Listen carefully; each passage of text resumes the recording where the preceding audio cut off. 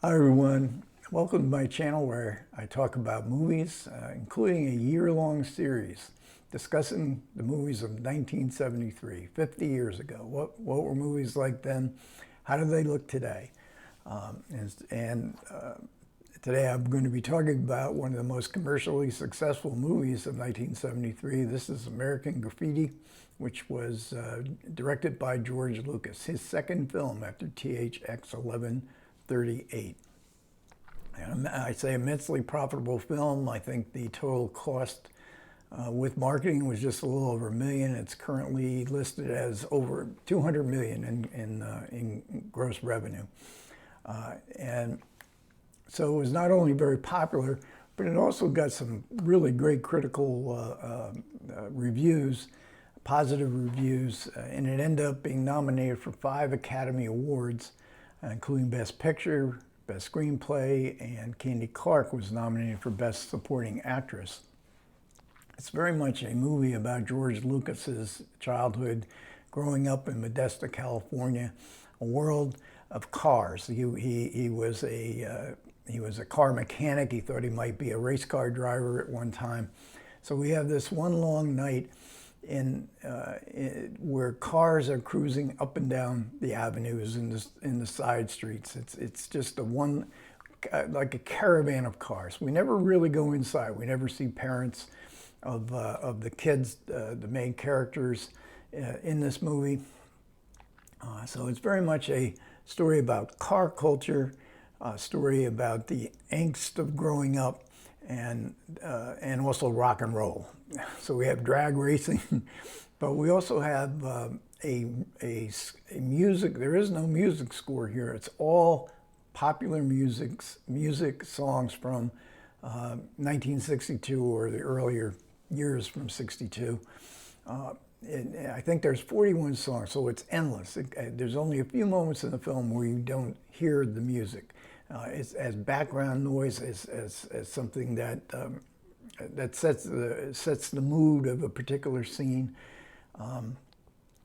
And it's about 4 characters. 2 of them are about to leave to go east to go to college. They're recent graduates, and they're struggling with the idea of leaving the world that they've known through high school, or escaping it, going away. Should they stay or should they go? So we have 2 characters that are in the midst of this struggle of whether they should leave. Then we have another character who has stayed, and he's got this fantastic drag racing automobile, and he has stayed. He seems to be there for good. And then we have another character who is sort of the proverbial nerd. He's called Toad, and the film very much, well, the tagline of American Graffiti was, "Where were you in '62?" So we're in 1973. Where were you in 1962?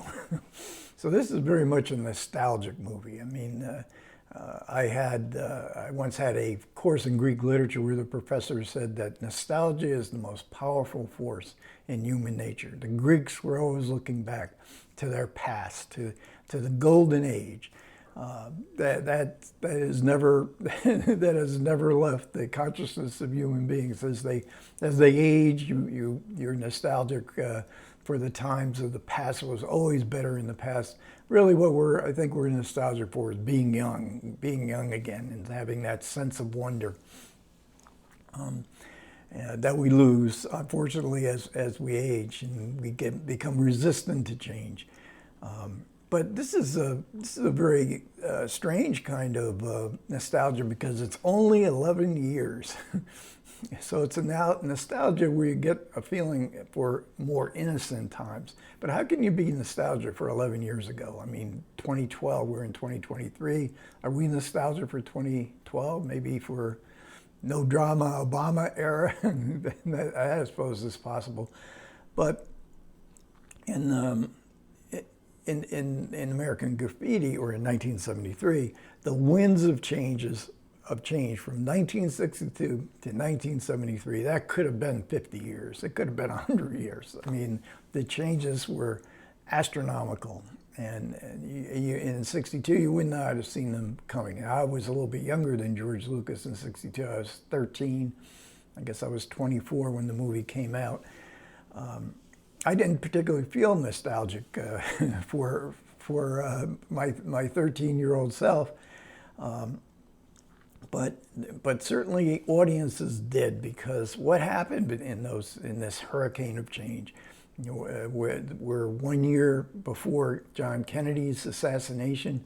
Kennedy was optimistic, hopeful, immensely popular, especially with young people, and he was assassinated. And 5 years later, his brother, Robert Kennedy, was assassinated in 1968, along with Martin Luther King. So the country was in upheaval in the civil rights era, the marches for civil rights. But again, really the big event, the one event that carries on in our reaction to it was the Vietnam War, where we lost whatever innocence we had left. We lost in Vietnam, where we were not the great white knight that Americans thought they were in the aftermath of World War II. So, and now in music as well. So we get all this music from the pop music, pop rock and roll of the early '60s, late '50s. But by '73, we had the Rolling Stones, we had grunge music. I mean, the British invasion in general, and the innocence was lost. And now in '73, we were living in the era of sex, drugs, and rock and roll. And it really was an amazing turnaround. So there was a mood like, wow, whatever happened? Whatever happened to the way life looked when we were children? So one of the great strengths of American Graffiti is in the casting, and the casting director was Fred Roos. Now, Francis Ford Coppola was the producer of American Graffiti. George Lucas needed him on board to have a name. He wasn't the original producer, but the studio wanted a name somewhere in the cast and somewhere. So as Lucas was Coppola's sort of protege, and Coppola liked the idea of this movie, he agreed to produce it. So Fred Roos had cast The Godfather, one of the greatest cast movies of all time. But certainly this is up there as well. So. And I mean, every scene you say, oh, look at, there's so-and-so, there's so-and-so, because they went on to other movies, or they went on to sitcoms, very popular sitcoms, and including Ron Howard, who had been Opie on the Andy Griffith Show and was struggling to make that transition to playing an adult. And in this movie, and sort of his character has a direct connection to his very popular sitcom Happy Days, and Ron Howard has obviously become a very prolific, successful movie director. Cindy Williams plays Ron Howard's love interest in the movie, and Laverne and Shirley would be in her future. Richard Dreyfuss, a big Oscar-winning career ahead for Richard Dreyfuss. Plays both Ron Howard and Richard Dreyfuss are the two who are going off to college, but they're kind of hesitant.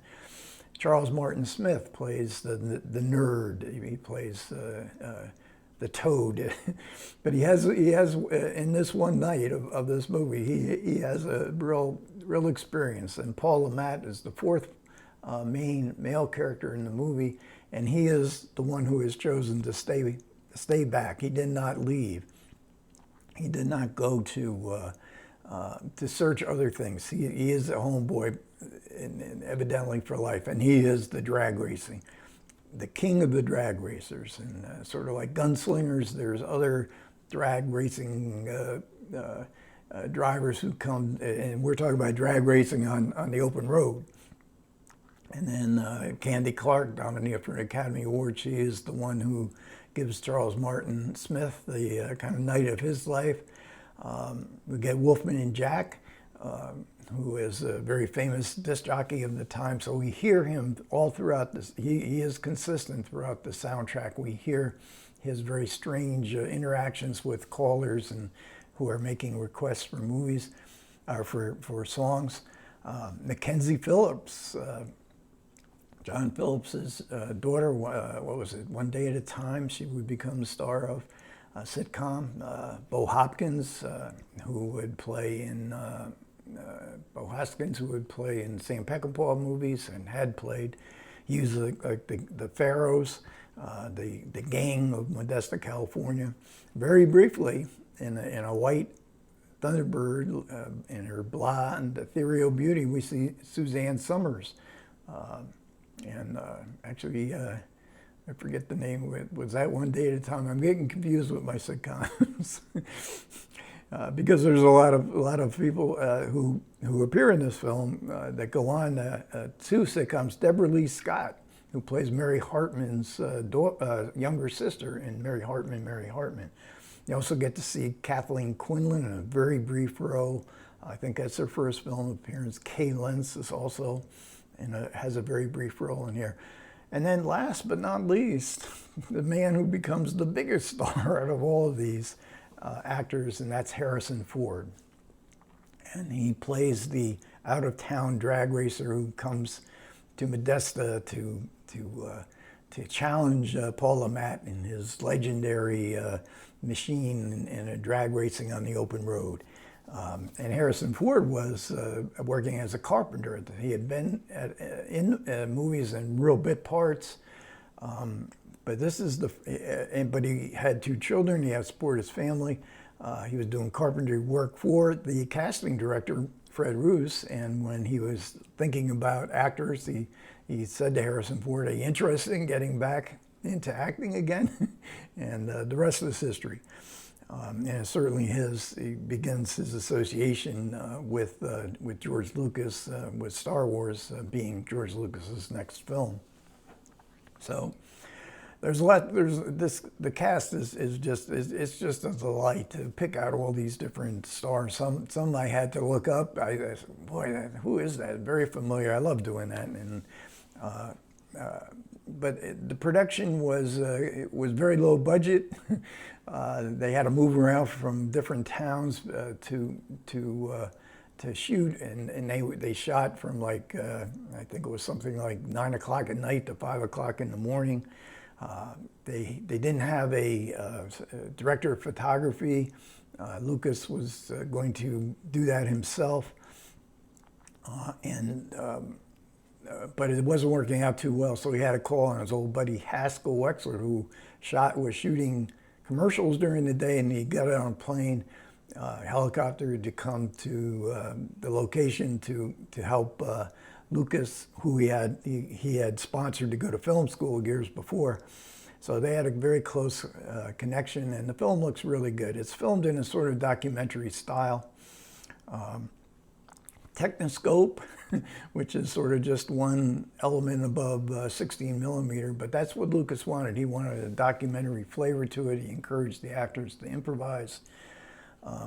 He wanted to make an audience-friendly movie. THX 1138, which was an expansion of his college, short college film, had not done well, and it was concerning the future and the fear of the future, of what life would be like in the future. It wasn't very audience friendly in that regard. So this one is. But Lucas in the supplements in one of his interviews says that really there is a theme that goes through THX 1138, American Graffiti, and Star Wars. That's the theme of escape, the struggle to escape from where you are, and perhaps even the need to escape from where you are.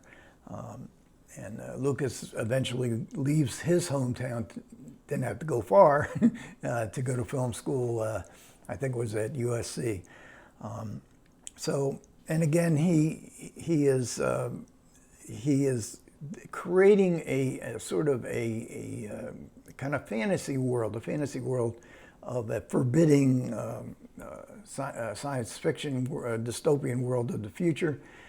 in THX 1138 and American Graffiti, it's all cars. You know, it's just a movie about cars. And then and a hometown that two of the characters struggling to escape, which he carried on in a theme that he carried on into Star Wars. The production company did not know what to do with the film. They didn't like it, and they didn't even want to release it. They thought maybe it should go to TV, but audiences loved it. The not preview audiences, but the audiences at the studio. So when Lucas would show the film to the executives, he wanted a big theater, and he would invite people who work for the studio, so they would fill up a 100-seat theater. And the audience loved it right away, but the studio boss said, I don't know, what are we going to do with this film? And it's just, there's no consistent storyline. It just moves about. There's no real plot to the film. Francis Ford Coppola was at one of these screenings, and he went to the studio head and said, "You're crazy, I'll buy the film back from you. This is a film that's going to be really successful." And eventually word of mouth was going around Hollywood that, boy, this is this really great film. So they did a release in the big city, New York, LA, got great reviews. It did fantastic business. And it really set off what George Lucas's career was going to be. This sort of nostalgia is a kind of fantasy world, and then the fantasy world of Star Wars, and that he became a millionaire from American Graffiti, but he became a gazillionaire from Star Wars and the other films that he produced throughout his career. So another really interesting look back at a film from 1973. Okay, thanks a lot for everybody who managed to listen. I do appreciate it. Comments are welcome. Take care.